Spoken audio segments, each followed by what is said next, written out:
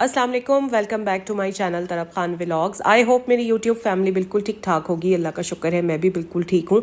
और यहाँ पर मैं बहुत कोशिश कर रही हूँ कि मैं ऊंचा ऊंचा बोलूँ, क्योंकि गला मेरा बिल्कुल बंद है, साथ में नाक भी बिल्कुल बंद है, तो आवाज़ ऊंची निकालने के लिए काफ़ी ज़ोर मुझे लगाना पड़ रहा है। लेकिन जनाब, कुछ भी हो, तबीयत ख़राब हो, गला बंद हो, नाक बंद हो, सर बंद हो, कुछ भी हो, घर के काम तो करने ही पड़ते हैं।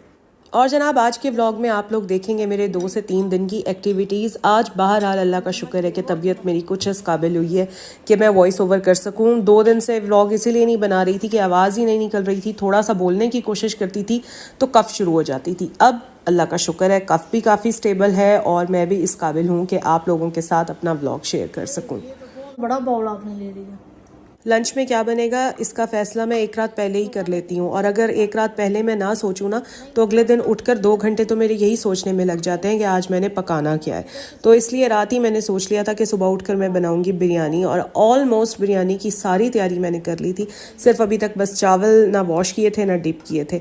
तो अचानक से मुझे ख्याल आया कि मुझे भी बहुत खांसी हो रही है, साथ में तरफ को भी अच्छी खासी खांसी है। तो मैंने सोचा चावल रहने ही देने चाहिए। हालांकि इसके पीछे कोई लॉजिक नहीं है कि चावल से खांसी होती है, और ना ही मेडिकल में इस बात का कोई प्रूफ है कि चावल से खांसी होती है। लेकिन मैं अपने घर में हमेशा अपनी अम्मी से यही बात सुनती आई हूँ कि अगर चेस्ट इन्फेक्शन हुई हुई हो या खांसी हो रही हो तो उस वक्त चावल को अवॉइड करना चाहिए, क्योंकि चावल से खांसी मज़ीद बढ़ जाती है। और यकीन करें, ये बात मैंने तरब के ऊपर आजमाई भी है। मतलब अगर उसे कफ़ हो रही हो, हल्की सी भी कफ़ हो, और अगर वो राइस खा ले तो यकीन करें उसकी खांसी डबल हो जाती है। बिरयानी मुझे भी बहुत पसंद है और तरब की तो फेवरेट डिश है बिरयानी। और ऐसे कैसे हो सकता है कि घर में बिरयानी बने और तरब ना खाए, और ना ही मैं उसको रोक सकती हूँ ऐसी सूरत में।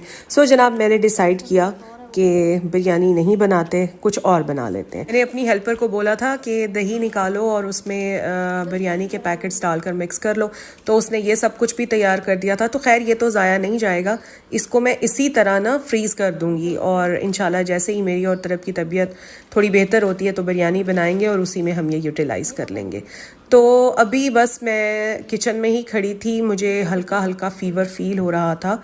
तो मैंने सोचा कि सबसे पहले 2 पैनाडॉल लेती हूँ, और थोड़ी सी तबीयत बेहतर होगी तो फिर मैं किचन में आकर कुछ और बना लेती हूँ। असल में तबीयत इतनी कुछ अजीब सी हुई हुई है, मेरे फोरहेड से, मेरे मुंह से, मेरी नाक से गर्म गर्म हवाएं निकल रही होती हैं। मुझे लिटरली पता चल रहा होता है कि मुझे फ़ीवर हो रहा है, बट मैं थर्मामीटर में देखती हूँ तो फ़ीवर नहीं होता। पहले 3 दिन तो मुझे कंटिन्यूसली फ़ीवर रहा है, 100, 101, 100, 101 इस तरह से। लेकिन अब फ़ीवर नहीं है, अल्लाह का शुक्र है। लेकिन कंडीशन ऐसी